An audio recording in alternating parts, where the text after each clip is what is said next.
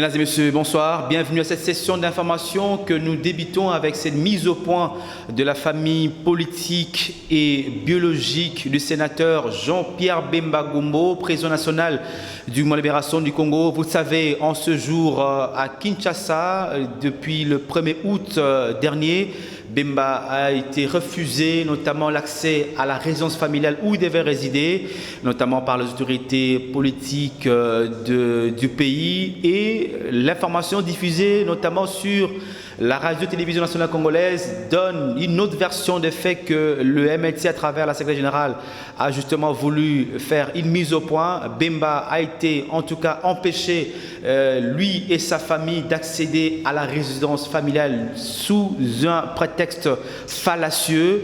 C'est en tout cas l'avis de Ebazeb Massoudi, également de Pierrette Mombo, respectivement secrétaire général du MLC et également membre de la famille biologique, notamment du sénateur Jean-Pierre Bemba. Et en parlant toujours de la famille Bemba, on parle de Liliane Bemba, l'épouse du sénateur Jean-Pierre Bemba Gombo, Madame Liliane bien sûr Bemba, qui est honorée par la population de Gemena. Nous sommes là dans le chef-lieu de la province du Sud Ubongi. L'épouse du sénateur a durant le dernier séjour passé avec son époux à Gemena, reçu un brevet de mérite de fidélité pour sa patience et sa fidélité durant les 10 ans de détention de Jean-Pierre Bemba Gombo à la Cour pénale internationale. Ces brevets lui a été remis par la députée nationale Caroline Bemba en présence de la secrétaire générale du MLC, l'honorable Ebazeb Massoudi. Le reportage est signé Jean-Médard Liosso et Papi Moula, qui étaient nos envoyés spéciaux à Gemena dans le sud du Bangui. Suivez. Ça aura été une brève cérémonie, mais très significative pour une femme qui n'aura jamais lâché son mari durant toute l'épreuve judiciaire à la Cour pénale internationale. Et les membres de l'association Né Club Best Club en particulier. Nous profitons de cette occasion de l'arrivée de notre papa, sénateur Jean-Pierre Bemba Gombo à Gemena, pour vous féliciter et vous donner le brevet de mérite de la fidélité. 10 ans durant que vous vous êtes privé de vos droits conjugaux, quel stress! Nous vous remercions pour la crédibilité que vous avez accordée à notre papa. Nulle part au monde, on trouvera une femme moderne comme vous. C'est pourquoi nous vous donnons ce brevet de la fidélité que vous méritez, Madame Bemba Liliane.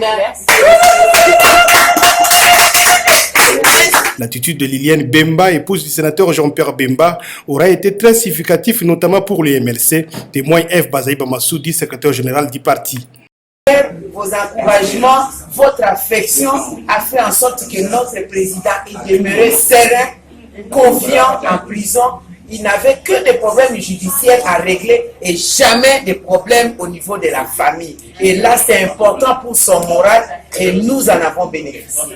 Dieu soit loué. Au nom de toute la direction politique du MLC, à mon nom propre, nos sincères félicitations et qu'il en soit ainsi. Seul Dieu va devoir vous séparer. Ce qui est lié en bas, Amen. Cette brève cérémonie s'est déroulée le dimanche 5 août 2018 en la résidence du président national du MLC à Gemena. Non, à Kinshasa, pour parler du processus électoral, avec ces 2 poids, 2 mesures. Donc, l'injustice, notamment dans la manière de traiter les militants venus accompagner leurs candidats au siège de la centrale électorale. C'est là, notamment, c'est observé durant la période de dépôt de candidature à l'élection présidentielle et à la députation nationale. Les militants de candidats de l'opposition sont dispersés au coup de gaz ou de coups de balles réelles et aussi au coup de gaz lacrymogène pendant notamment que ceux de candidats au pouvoir s'est comporté hors la loi sous le regard passif de la police nationale congolaise. C'est le cas de le dire notamment le mercredi 8 août 2018 lors du dépôt de candidat du FCC, les Francs communs du Congo, Emmanuel Shadari Ramazani, où les militants venus l'accompagner sont allés jusqu'à violer le siège de la centrale électorale. Suivez ces papiers que nous signent Fiston Galé et Yves Le Chouangué à ce sujet. Réputé d'inviolable, le siège de la Commission électorale nationale indépendante a été pris d'assaut le mercredi 8 août 2018 par plusieurs centaines de militants du Front commun pour le Congo, FCC, lors du dépôt de la candidature de Shadari Ramazani Emmanuel, dauphin du président Joseph Kabila. Même la police réputée en art de réprimer lorsqu'il s'agit des militants de l'opposition à plus de 100 mètres du siège de la CENI n'a pas pu empêcher cette évasion. Au contraire, elle a eu véritablement du fil à retordre pour venir à bout de certains militants de la plateforme au pouvoir, visiblement mal. Et la sanction, c'est tout simplement la mise de l'envahisseur hors clos du siège de la CENI. L'étonnant est que le phénomène s'est déroulé sans un tir de coups de feu, même en balles caoutchouc, ni même des gaz lacrymogènes, contrairement lorsqu'il s'agissait des militants des candidats de l'opposition, où la police n'hésitait pas un seul instant à faire usage des armes à feu avec balles réelles pour soi-disant disperser ces derniers qui n'ont jamais franchi les périmètres sécurisés par la police. La question que l'on se pose, si c'était les militants de Jean-Pierre Bemba, Félix Tshisekedi, Vital Kamerhe, Martin Fayulu, Freddy Matungulu, Gabriel Mokia ou autres candidats présidents de l'opposition qui s'est comporté de la sorte, c'est-à-dire s'amasser sur le long du boulevard du 30 juin, empêcha tout passage aux véhicules et violant les sièges de la centrale électorale. Combien de morts aurions-nous compté? La police nationale congolaise doit être neutre, républicaine et non au service d'un système ou à la solde d'un seul ou groupe d'individus. L'injustice doit être bannie, n'est-ce pas? Cette même justice élève-t-elle une nation? Mosito fait partie des candidats présidents de la République. L'ex-premier ministre a déposé sa candidature le mercredi 8 août 2018 au bureau de réception des traitements des candidatures situé au sein de la centrale électorale.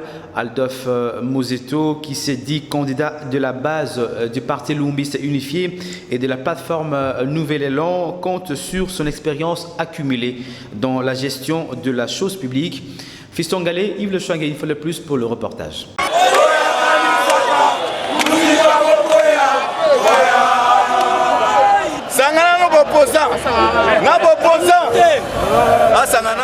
L'expérience accumulée dans la gestion de la chose publique fait d'Adolphe Mosito l'un des sérieux prétendants à la course présidentielle qui maîtrise mieux non seulement les problèmes mais aussi les solutions du Congo. Voilà ce qui fait que l'ex-premier ministre soit plébiscité non seulement par toute la base du parti Lumumbiste unifié par lui, mais aussi par la plateforme politique électorale Nouvel Élan, qui contient en son sein plusieurs regroupements politiques qui se sont fait convaincre par le projet de société d'Adolphe Mosito, une vision magistrale pour le Congo soufflée à travers les différentes tribunes populaires organisées à travers la République. Ainsi, le mercredi 8 août 2018, Adolphe Mosito, accompagné à travers une caravane motorisée par une frange de la population représentée par les différentes structures sociales, les ONG des jeunes, la base du Palou, ainsi que les cadres et militants du Nouvel Élan, a déposé sa candidature à l'élection présidentielle ici au siège de la CENI. Une candidature placée sous le signe de l'espoir. Le processus est irréversible et que donc le 23 décembre nous devons aller aux élections. Mais j'ai pris le temps de discuter avec le président de la CENI. Comme toujours, il y a le problème de la machine à voter et il y a le problème du fichier électoral. Ainsi accompli l'exercice, l'ex-premier ministre Adolphe Mosito reste confiant quant à l'avenir politique de la République démocratique du Congo. Un autre candidat président de la République et autorité morale du Front populaire pour la justice, Monseigneur Pierre-Honoré Kazadi Lukonga Ngoube, qui justement a tenu le jeudi 9 août 2018 un point de presse au cours duquel il a livré notamment son projet de société qui se résume par la transformation de l'homme congolais, la lutte pour la justice car le Congo est frappé par l'injustice selon lui en outrance, la gratuité de l'enseignement primaire et la gratuité des soins pour les enfants des 0 à 5 ans. Nancy Ileka et Moron Jambé étaient là pour le compte de Canal Congo Télévision. Suivez leur reportage. C'est au lendemain du dépôt de sa candidature à la présidentielle de 2018 que Monseigneur Jean-Honoré Ngoube du Front populaire pour la justice a tenu ce point de presse.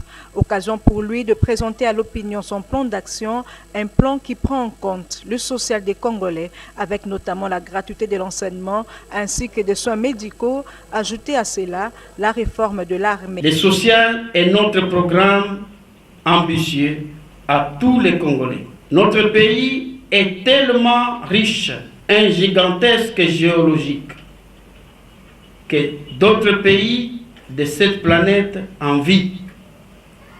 Avec cette richesse et la volonté de tout un chacun, nous allons développer le Congo sans l'appui extérieur. La RDC est parmi les pays du monde dont le taux des intellectuels est en dessous de 55%. Ainsi, pour l'accroître, nous allons adopter la politique de gratuité de l'enseignement primaire.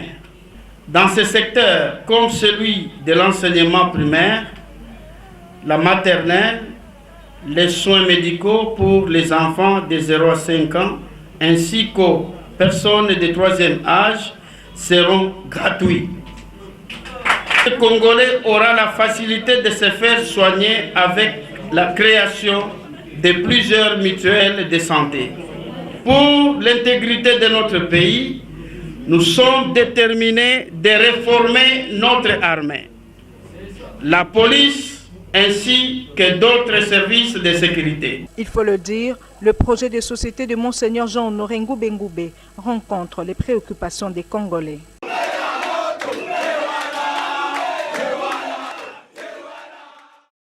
Et puis accompagné d'une forte base de sa circonscription électorale de Ngungu dans la province de Kulu, Anissé Kuzunda, président national de l'Alliance pour l'humanisme et la démocratie, parti politique, membre de la marge présidentielle, a lui aussi déposé sa candidature à la députation nationale. Anissé Kuzunda s'est dit satisfait de l'accueil lui réservé par sa base de Kulu. Yves Le Chouangué et Émile Mouyaya signent le reportage.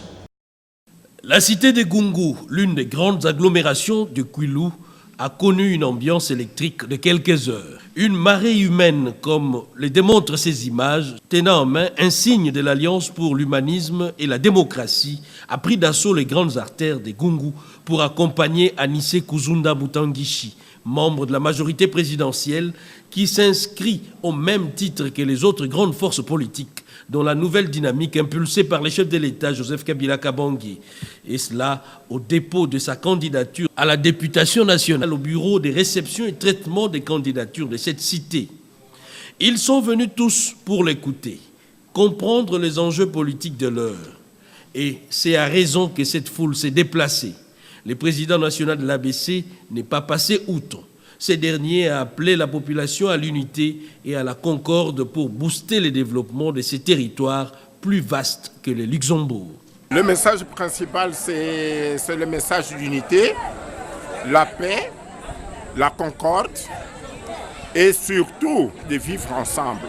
Vivre ensemble dans la paix pour booster le développement du territoire de Gungu, pour veiller, pour chercher à solutionner les différents problèmes qui se posent au niveau de notre territoire. L'accès à la santé, à une alimentation équitable, à l'emploi aux services sociaux. En décidant de ne pas se représenter à la présidentielle de décembre 2018, l'acte du chef de l'État a permis de décrisper la situation sociopolitique du pays, estime le président du Front de nationalistes pour la solidarité et le développement, Dieudonné Fekiri, souhaite plutôt que cette décrispation se poursuivent également plutôt dans les autres domaines de décrispation retenus dans l'accord de la Saint-Sylvestre.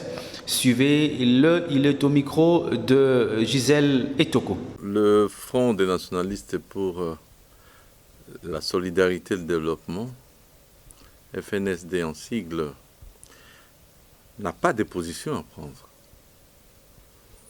Il a suivi, comme tous les Congolais,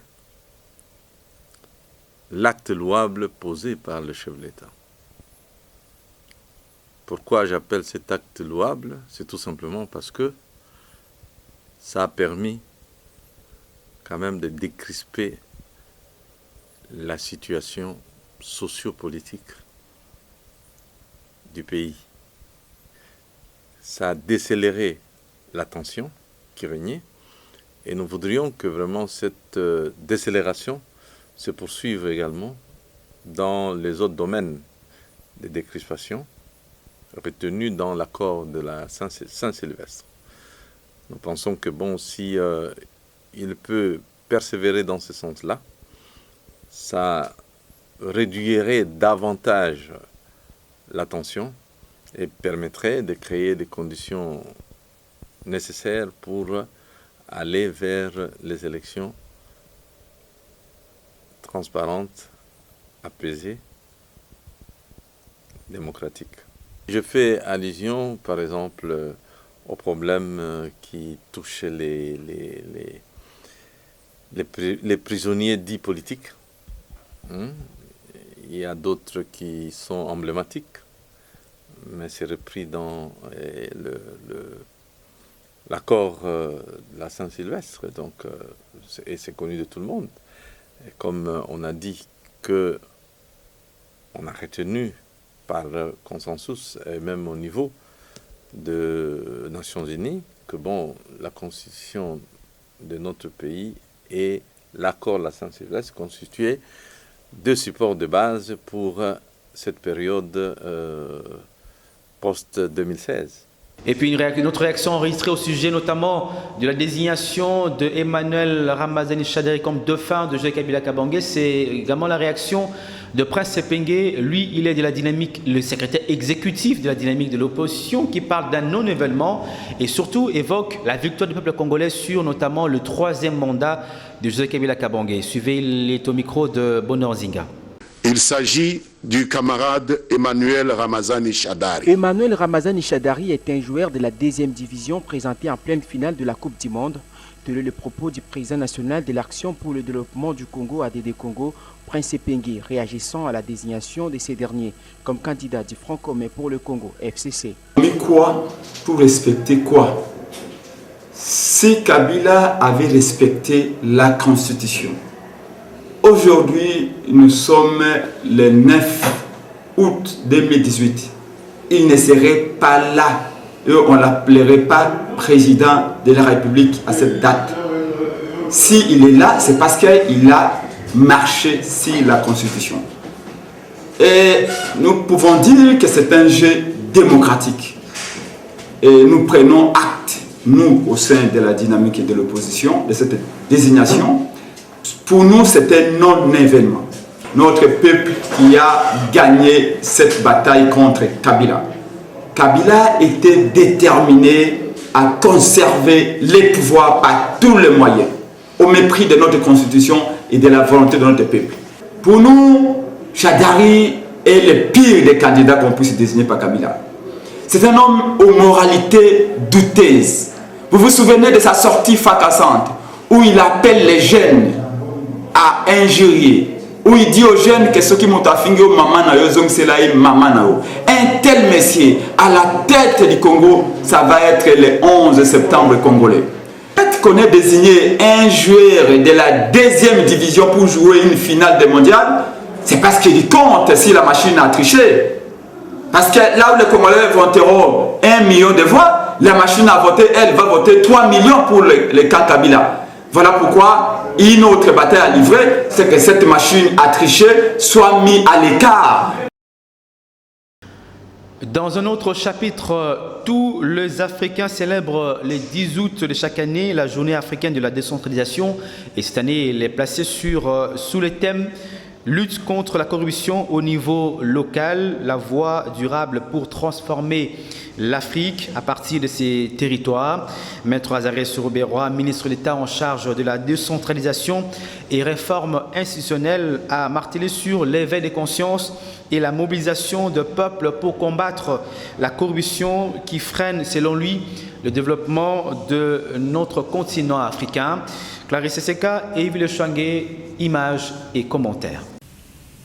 Chers compatriotes, à la date du 10 août de chaque année, l'Union africaine, à travers la Conférence africaine de la décentralisation et du développement local, organise la Journée africaine de la décentralisation et du développement local. Celle-ci a pour but de favoriser la gestion décentralisée dans tous ces pays membres, étant donné que la décentralisation a pour finalité la promotion du bien-être social. En effet, la corruption se compte parmi les facteurs qui freinent le développement de l'Afrique en général et de la République démocratique du Congo en particulier. Elle se manifeste malheureusement dans tous les secteurs de l'État. Nombreux sont des actes de corruption qui accompagnent la plupart des prestations publiques ou services administratifs rendus. Cela se confirme par les rapports sur les données internationales qui classent la plupart des pays africains parmi les plus corrompus. Face à cet état de choses, il existe un arsenal juridique et des institutions, tant étatiques que de la société civile, ayant pour but de lutter contre la corruption. Faisant nôtre le thème de l'Union africaine de cette année et de ce jour de commémoration, le ministère de la décentralisation et réformes institutionnelles lance un appel à toutes les filles et tous les fils du pays de ne pas laisser s'installer la corruption, notamment dans l'exercice de leurs fonctions, en ce qu'elle est destructrice du développement. Journée africaine de la décentralisation, mon souhait le plus ardent est que les consciences se réveillent et s'éveillent et se mobilisent afin que tous s'approprient l'option levée par le constituant, celle d'un État uni et fortement décentralisé. Les entités territoriales décentralisées ont la responsabilité constitutionnelle d'exercer leurs compétences dans la perspective d'un développement durable à la base. Sachez aussi que les chefs de travaux et assistants de l'université de Kinshasa ont observé un sitting devant le bâtiment abritant le ministère du Budget pour réclamer notamment le paiement de manques à gagner dont ils sont victimes.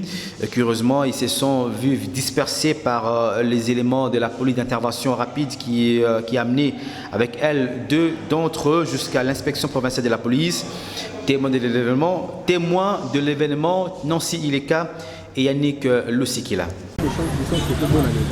L'association des cadres scientifiques de l'université de Kinshasa, à savoir chefs des travaux et assistants, ont organisé un sit-in ce 9 août 2018 au ministère du Budget pour exprimer leur mécontentement sur le manque à gagner dont ils sont victimes.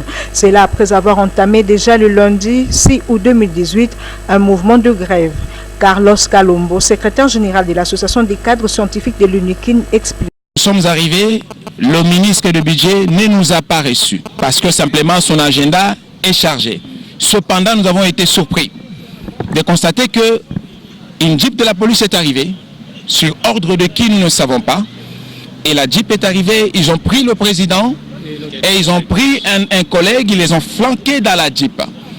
Et nous sommes descendus avec tous les collègues que vous voyez pour se rassurer. Pourquoi on a arrêté les collègues? Est-ce comme ça qu'en appelant le général nous a dit qu'il ne connaissait pas cet ordre? Il a raison, qu'il s'était trompé en fait. Donc il ne s'agissait pas de ce cible ici. Donc voilà pourquoi nous exprimons aussi notre mécontentement par ce genre d'attitude et de comportement. C'est que nous avons besoin de notre argent.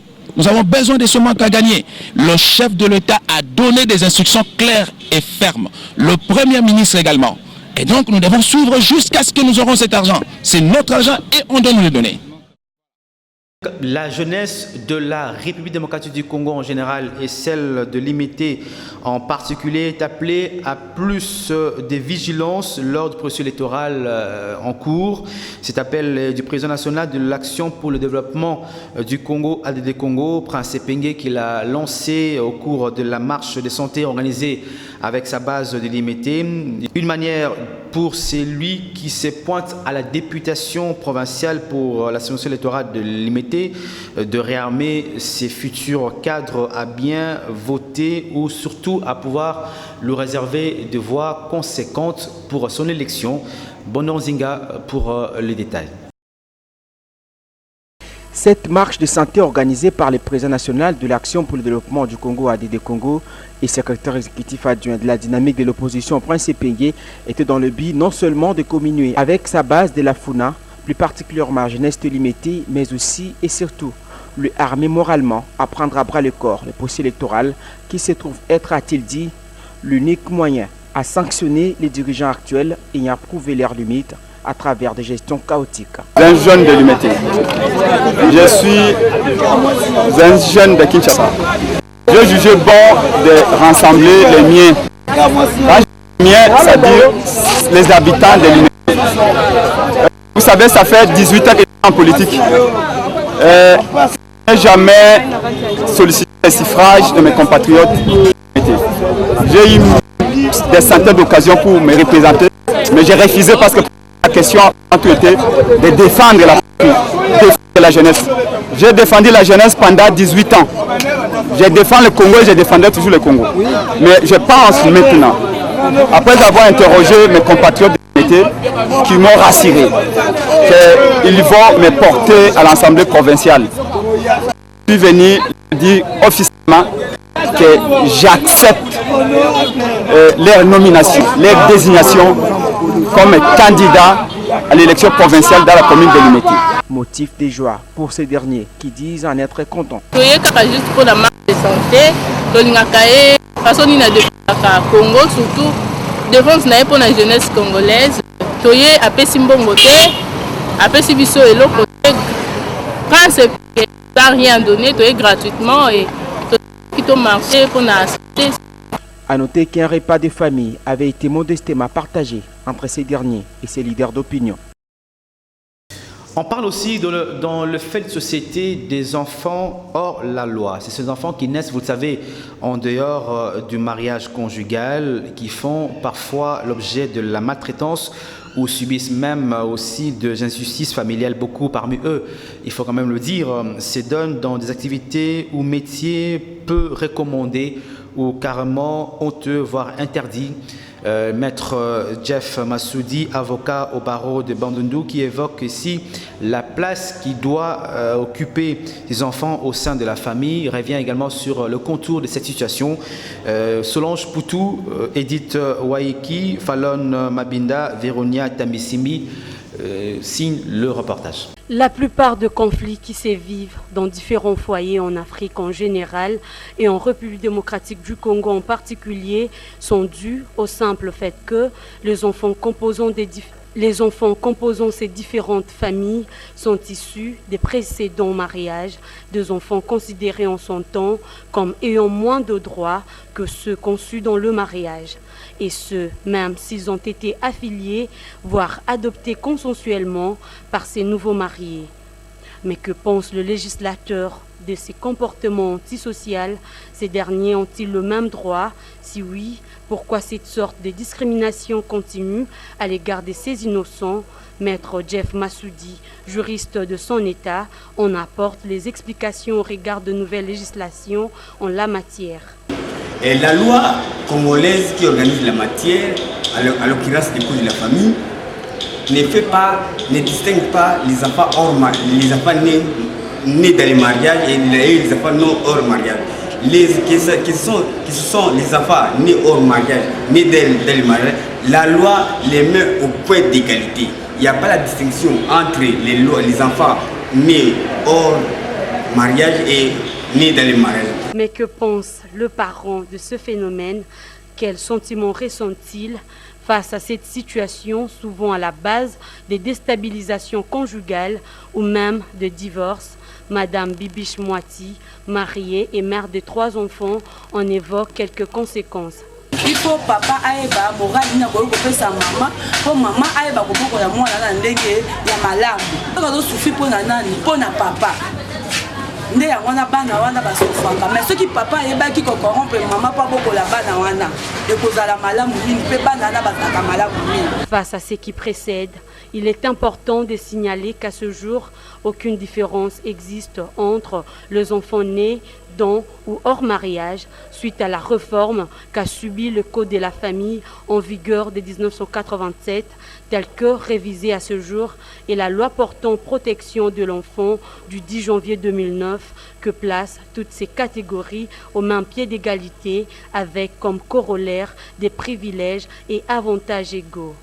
Les parents sont donc appelés à une prise de conscience. Et puis terminons cette session d'information avec la lecture de journaux parus ce vendredi à Kinshasa dans une sélection, un commentaire signé Émile Mouyaya. Revue de presse. Bienvenue à cette revue de presse qui s'ouvre avec ce titre à la une du journal Forum 2As, le satisfait des USA, de l'UE, de l'AMP, de l'UDPS. Un pas en avant pour la démocratie congolaise, note Washington. C'est un pas dans la bonne direction, déclare Félix Tshisekedi. La majorité salue le choix décomplexé du chef de l'État qui offre la garantie d'une alternance pacifique au sommet de l'État. Nous saluons la décision du président Joseph Kabila Kabange d'avoir tenu son engagement de respecter la constitution congolaise. Cette déclaration de la représentante spéciale du secrétaire général des Nations Unies en RDC, relayée en cœur par les ambassadeurs ou chefs des missions du Canada, des USA, des Suisses, de l'Union africaine, en dit long sur leur satisfaction, indique le quotidien. De son côté, la prospérité titre en sa manchette CLC marche du 12 au 14 août 2018, temporairement suspendu. CLC, dans un communiqué intercepté hier tard dans la soirée, le comité laïque de coordination, tout en disant déterminé à défendre l'intérêt du peuple, accepte de manière temporaire de surseoir son programme d'action du 12, 13 et 14 août pour faire preuve de bonne foi et encourager en même temps le chef de l'État et la CENI à prendre de bonne grâce et non plus au prix du sang toutes les dispositions nécessaires légitimes aux élections crédibles, inclusives, apaisées, transparentes, renseigne le journal. Un titre aussi partagé par la manchette qui titre « Le CLC maintient son combat pour des élections crédibles et inclusives ». Le CLC félicite chaleureusement tout le peuple congolais en général, tout le chrétien, les forces politiques acquises au changement, les mouvements citoyens, des bonnes volontés dont la lutte pour la démocratie a abouti à un résultat aussi spectaculaire, si rare sur notre continent. Ainsi, face à toutes les manœuvres de confisquer le pouvoir par la force et la ruse, le peuple congolais, avec insistance, dit non à l'utilisation de la machine à voter, non prévue par la loi. Non à l'utilisation d'un fichier électoral corrompu par la présence des millions d'électeurs fictifs sans empreinte digitale. Non à l'instrumentalisation de la CENI. Non à l'entretien d'un climat préélectoral malsain, conclut le tabloïd. Bouclons cette revue de presse avec le modérateur qui mentionne en sa une le FCC entre le marteau et l'enclume. C'est tout pour cette revue de presse.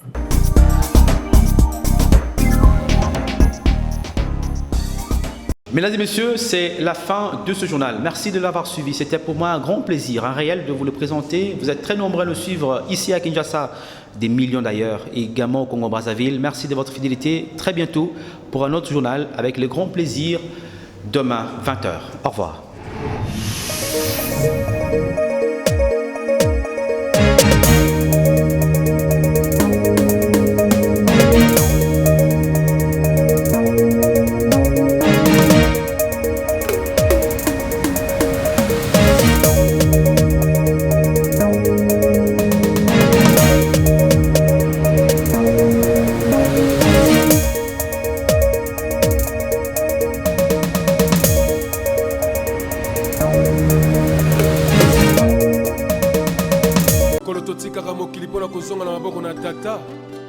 ezalaka mituna mpe tozwaka biyano te liwa ekipaka kozwa moto te ezwaka mokonzi nyonso atozalaki na bambo. Marie-Louise Zundu, journaliste à Canal Congo Télévision, annonce aux membres des familles, amis et connaissances la mort de sa grand-mère, Véronique Mouniengi, survenue le 1er août 2018 à l'âge de 93 ans. Le programme des obsèques se présente comme suit. Samedi 11 août 2018, levée du corps de la morgue de cliniques universitaires et son exposition en la parcelle familiale située au 13 de l'avenue Béni, quartier Rigini, commune de Lemba, référence église La Trinité. Dimanche 12 août 2018, inhumation au cimetière de Kinkole, Nouvelle Cité. Le présent communiqué tient lieu de faire part.